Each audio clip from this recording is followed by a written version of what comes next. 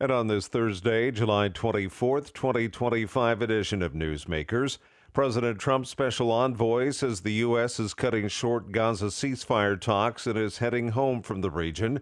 More from Sagar Magani. Steve Witkoff says the latest response from Hamas shows a lack of desire to reach a truce, and the group does not appear to be coordinated or acting in good faith. He says it's a shame Hamas has acted in this selfish way. Witkoff says the team will head back from Qatar for consultations and consider alternative options. The move comes a day after White House spokeswoman Caroline Leavitt said both Witkoff and President Trump have been clear. We want this ceasefire to happen as soon as possible, and we want these hostages to be released. The sides have held weeks of talks with small signs of progress, but no big breakthroughs as conditions in Gaza get worse. Sagar Magani at the White House.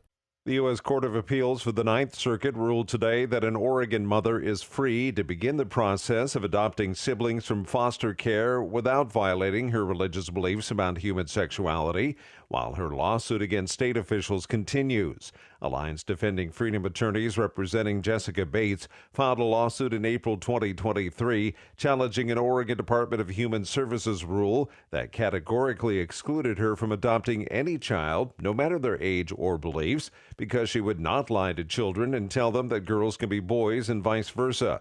Bates asked the Ninth Circuit to lift the state's gender ideology exclusion and allow her to reapply to adopt free of discrimination while her lawsuit continues. The court ordered ODHS to reconsider Bates' application because she will likely succeed in showing that Oregon's exclusion violates the First Amendment.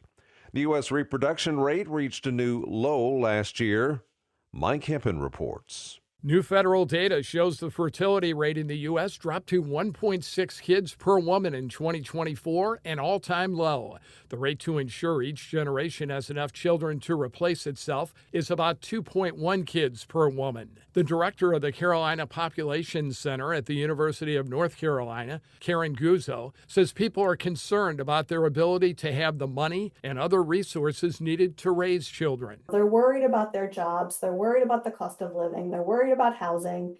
They're worried about safety. They're worried about the climate. They're worried about access to, reproductive health and healthcare. The Trump administration is trying to address the situation. It has issued an executive order meant to expand access to and reduce the costs of in vitro fertilization. But the University of Colorado Boulder fertility researcher Leslie Root says there's no need to be alarmed, pointing out there are still more births and deaths each year in the U.S. I'm Mike Hempen. A California doctor who mailed the abortion pill to a woman in Texas is being sued by that woman's boyfriend. Jerry Rodriguez is backed by a number of pro-life groups, which are fighting what they see as a loophole in the Texas abortion ban. The lawsuit against Dr. Remy Cueto suggests that a self-managed abortion is, quote, an act of murder. The wrongful death suit asked the federal judge for an injunction on behalf of all current and future fathers of unborn children in the United States.